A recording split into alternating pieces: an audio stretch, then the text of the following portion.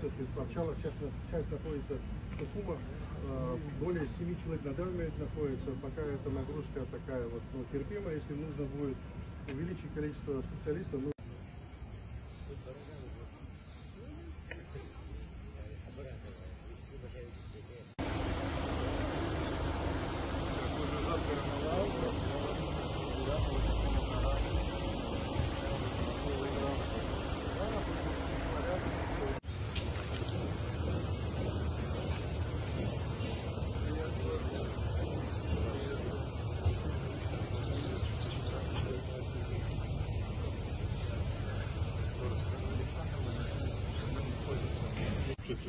Общая сметная стоимость 727 миллионов, но с учетом того, что объект у нас находится на корректировке постоянно движения, эта сумма может корректироваться. Это вместе с оборудованием? Это вместе с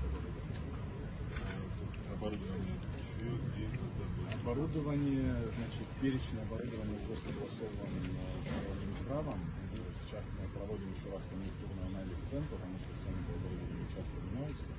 И после того, как экспертиза их подтвердит, уже будем заниматься.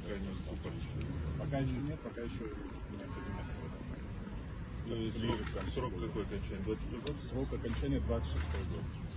26 год, с учетом того, что все будет уже введено в эксплуатацию. Вы знаете, вот тут будет создан такой медицинский кластер на территории республиканской больницы, будет построена республиканская детская больница. Вот за моей спиной основной корпус республиканской больницы, это логистически правильно, это все будет на одной территории, и дети, и взрослые, с точки зрения лечебного сообщества, с точки зрения диагностики и лечения. Потому что на данный момент республиканская детская больница находится в центре города, если какие-то сложные случаи, мы врачей туда привозим, и сюда на какие-то обследования, поэтому все будет находиться в одном месте, это такой будет большой медицинский кластер, и это будет очень удобно для наших граждан и для отдыхающих. Ангиограф приобретен уже, благодаря помощи еще раз Российской Федерации, уже здесь находится на территории, доставлен.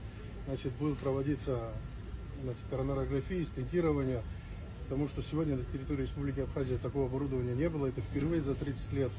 Мы отправляем в Сочи, в Краснодар, в Плачеповского, в Первую краевую, но это золотой час, он не всегда выдерживается, поэтому мы, вот благодаря помощи Российской Федерации, и вот сейчас уже достраивается эндоваскулярная операционная, большой блок самой операционной. Сегодня вот пришли дополнительные еще и вентиляции, все необходимое оборудование.